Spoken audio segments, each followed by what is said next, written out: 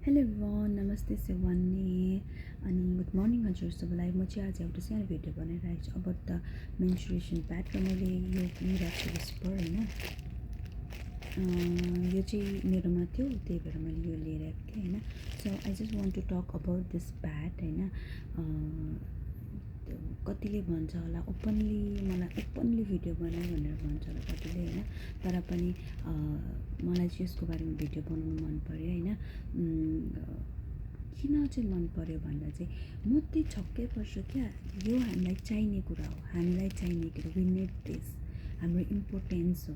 हामीलाई चाहिने सबभन्दा इम्पोर्टेन्ट कुरा हाम्रो लागि प्याड हो, प्याड हो प्याड। र यही किन्नुको लागि मान्छेहरू लजाउँछ। आई नो अक्वर्ड लाग्छ, दोकानमा केटाहरू हुन्छ, अङ्कलहरू हुन्छ, अक्वर्ड लाग्छ। But why? मेरो क्वेसन चाहिँ छ वाइ? किन चाहिँ अक्वर्ड लागेको? सबैलाई थाहा छ केटीहरूलाई पिरियड हुन्छ र हामीलाई यो चाहिन्छ भने सबैलाई थाहा छ। तर पनि वाइ? केटीहरूलाई किन चाहिँ अक्वर्ड लागेको? कि मलाई त लाग्दैन। म गएर ओपनली किनिदिन्छु कि मलाई प्याड दिनुहोस् भनेर होइन। म पहिला सिलगढीमा हुँदा पनि म ओपनली प्याड किनेर ओपनली लान्थेँ कि यसरी तोकेर लान्थेँ, बिकज दे नो कि हामीलाई पिरियड हुन्छ भनेर। अनि कतिले कतिले भन्ने गर्छ कि या दे नो हामीलाई पिरियड हुन्छ भनेर र हामी प्याड युज गर्छु भनेर थाहा हुन्छ कतिलाई। तर कतिको सोच त्यस्तो हुन्छ कि थाहा हुन्छ भन्दैमै हामी ओपनली त युज गर्नु सक्दिनँ नि त, ओपनली त किन्नु सक्दिनँ नि त, ओपनली त क्यारी गर्नु सक्दिनँ नि त। वाइ? मेरो क्वेसन छ वाइ? वाइ हामी ओपनली क्यारी गर्न सक्दिनँ? यो वाइ? मान्छेहरूले सिगरेट, रक्सी, रम, बियर ओपनली किनिरहेको हुन्छ। नखाने कुरा हो त्यो त, र पनि किनिरहेको हुन्छ। But why? Why not this? Why not this? होइन हो कि होइन भन्नुहोस् त तपाईँहरू? Why not this? म त छक्क पर्छु कि हुन्छ नि अब नट त्यो सानो नानी हुन्छ नि, त्यो टिनेजर्सहरूलाई मात्रै प्याड किन्नु लजाउँदैन है। जो ठुलो खालके हुन्छ होइन, जो हामीभन्दा पनि ठुलो हुन्छ, हामी जत्रो हुन्छ, उनीहरू पनि लजाइरहेको हुन्छ प्याड किन्नु। वाइ?